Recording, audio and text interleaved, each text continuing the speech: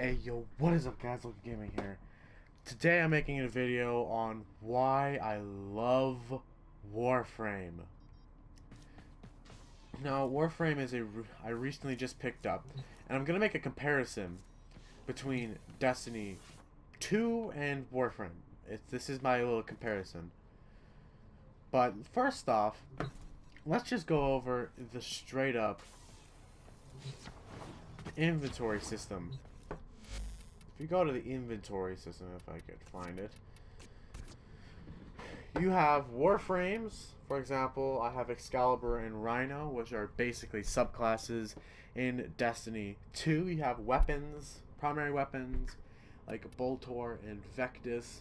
You have secondary weapons like Aclato and Furus, and melee weapons like Dual Ether, Glaive, Gram, Skana, Plasma Sword. And then you have this thing called an Arcwing, which is basically a jetpack, and you can also get a little minigun and a giant sword. That's pretty much it. But you might be asking, what are these blueprints you have right next to it? It has a crafting mechanic in this game as well. For example, as of this moment, I'm crafting a clan key, which is going to take 12 hours. And if I wanted to craft, let's say, heck, I would need 24 hours, 25,000 credits, and 4 more neurodes before I could even build it. But there's also a thing with the actual weapon system itself. Because in the primary slot, you can have, I'm talking Destiny 2 terms right now, but Boltor, you have Boltor, which is an auto rifle, Vectis, a sniper, Atika, which is a crossbow, you have Bratton, which is another assault rifle, and you have Cernos, which is the bow, you have Heck, which is a shotgun, you have basically anything and everything you want. Volcar, which is a sniper rifle, Tigris, which I have actually no idea what it was, but then Zahuge, I call it Zahuge because it's funny, and Zahuge is another crossbow. I have Vectis, which is a sniper rifle, but my secondary is an Aclato. An Aclato is a dual semi-automatic, basically has 2 sidearms. But you can get a fully automatic one, which is Furus. I don't have the Furus, but I'm trying to get there. But then you have other things like a mini crossbow. You have kunai, which are these things. Well, not really these things, but they technically count as kunai. You have shurikens. You have more weirder kunai, which is... You have actual kunai. You have pistols. You have like what looks to be full-on rifles, but you have basically anything and everything you want with this. And some of them look really stupid, and some of them look really cool. One of my favorite ones is the Vosto because it looks like a revolver, and it's awesome. And then you have, you know, melee weapons. I don't have a lot, but still I have melee weapons. I have Dual Ether, Glaive, Skana, Plasma Sword, and Gram.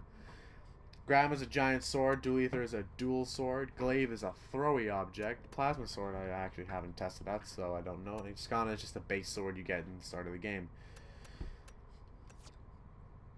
But now let's talk about Warframes.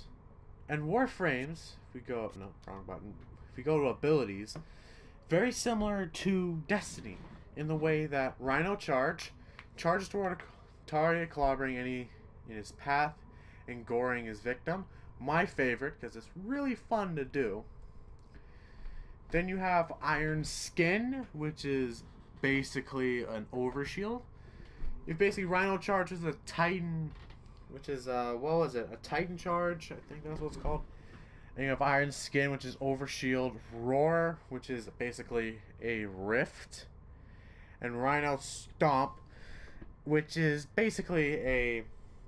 I wouldn't want to say Striker Titan, but still, it's there.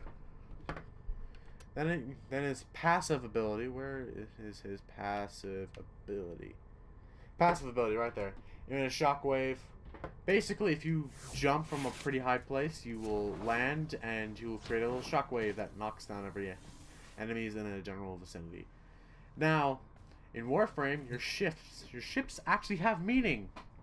I'm in my ship right now. You have your little marketplace. You also have PvP. You have your news. You have your standings for different clans, or sorry, factions. Like, Dead Orbit, New Monarchy, and Future War Cult. I had to strain my brain. The Codex, which tells you all the quests there is in the game, all the companions, Warframes, Arcwings, factions, mods, Arc Gallery, fragments, weapons, relics, and objects in the entire game. Training tells you everything you need to know about anything. Tells you all these missions you can do, which is a lot more than D1. And we had a ton of missions that we did. But, yeah. Now let's go on to the Destiny 2 side of things. Now let's look at what you can do in Destiny 2. Alright, you have subclasses, which are basically warframes. You have a primary, kinetic, if I'm going by everything. Kinetic, I want to revert to Destiny 1 saying, but kinetic, elemental, I'm going to call it elemental, but then power. Now, there's a couple things you can do with this. You have hand cannons, auto rifles, scout rifles, submachine guns, pulse rifles, and auto rifles. And the same thing with the other slot. I don't remember it. I'm still gonna call it special slot because it's more fun to say, and plus, that's how it should have been. But then you have rocket launchers, grenade launchers, shotguns. Also, you have fusion rifles, linear fusion rifles. You have not a lot of real choice. Like in Warframe, you can customize every single little piece of thing. Now, the Colony and the World of Coil are... This one's fun, this one's useful, this is fun.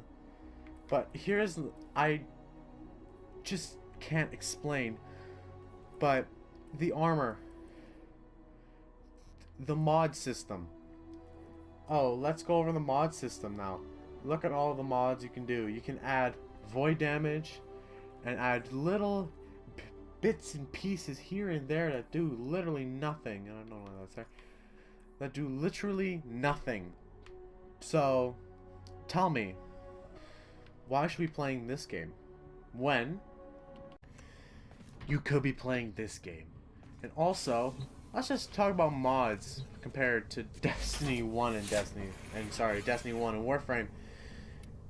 This entire game is built around mods. Each one of these is different. I'll just, show you.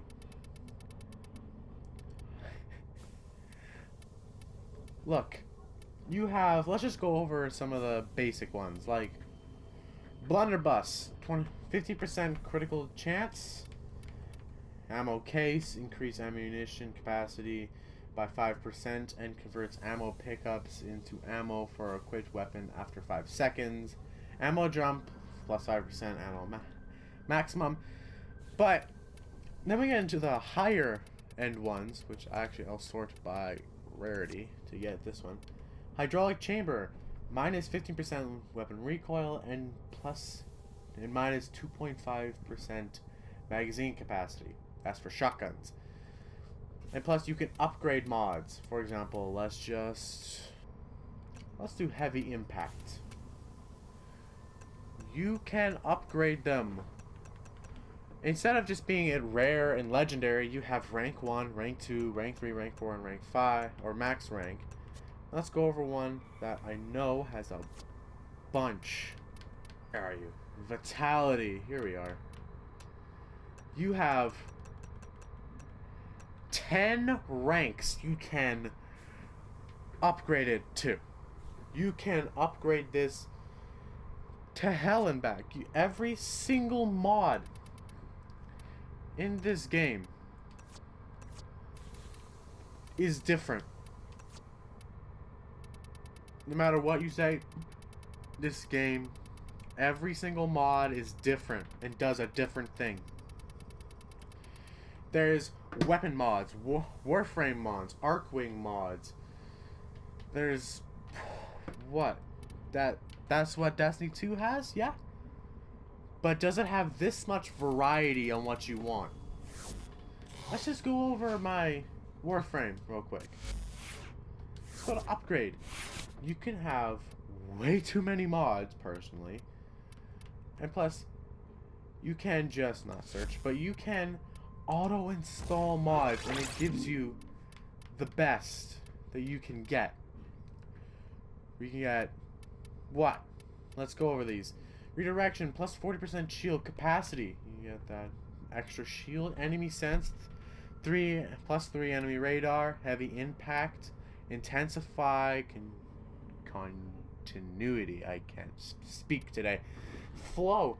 But this game is more fleshed out in the 4 years that it's been running than Destiny year 4, aka Destiny 2.